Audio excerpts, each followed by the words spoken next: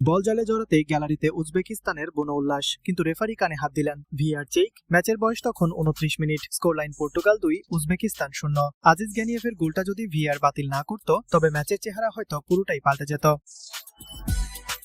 কিন্তু এরপর যা ঘটলো সেটা স্রেফ পর্তুগিজ মাস্টার ক্লাস। আর জোড়া গোল করেও ক্রিস্টিয়ানো রোনালদোর চোখে মুখে ছিল একরাশ অদ্ভুত আক্ষেপ। স্কোরবোর্ড বলছে 5-0। উজবেকিস্তানকে রীতিমতো উড়িয়ে দিয়েছে পর্তুগাল। কিন্তু যারা পুরো 90 মিনিট স্ক্রিনের সামনে বসেছিলেন তারা জানেন এই রেজাল্টের পেছনের গল্পটা কতখানি থ্রিলিং। ম্যাচের মাত্র 6 মিনিটেই শুরু হয় পর্তুগালের শো। ডান দিক থেকে জোয়াও ক্যান্সেলোর নিখুঁত এক ক্রস, আর বক্সের ভেতর থেকে CR7 এর সেই ট্রেডমার্ক ফিনিশ। লিড নেয় পর্তুগাল।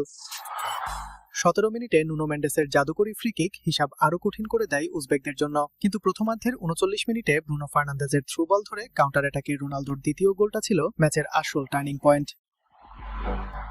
3-0 লিড পর্তুগালের। রোনালদো তখন মরিয়া হ্যাট্রিকের খোঁজে। ঠিক প্রথমার্ধের যোগ করার সময় ক্যান্সেলোর ক্রসে রোনালদো শট ব্লকড। দ্বিতীয়ার্ধেও থামেনি এই হাঙ্গার। 58 মিনিটে ব্রুনোর আরেকটা থ্রু বল, বক্সের ভেতর থেকে রোনালদোর ডান পায়ের বুলেট শট। কিন্তু গোলরক্ষক নেমাতোভ এবার যেন নিচ্ছিদ্র ডিফেন্স। শেফ 60 মিনিটে সেই নেমাতোভের দুর্ভাগ্যজনক ওন গোলে স্কোর 4-0 হয়। তবে সবার চোখ তখন রোনালদোর দিকে। 73 মিনিটে বাঁ পায়ের শট আবার ব্লকড। ঠিক 1 মিনিট পর 74 মিনিটে আবারও বক্সের সেন্টার থেকে শট নিলেন তিনি। এবারও নেমাতোভের দারুণ সেভ। বারবার সুযোগ পেয়েও, এতগুলো অ্যাটেম্পট নিয়েও হ্যাট্রিকটা যেন কিছুতেই ধরা দিচ্ছিল না পর্তুগিজ মহাতারকার হাতে।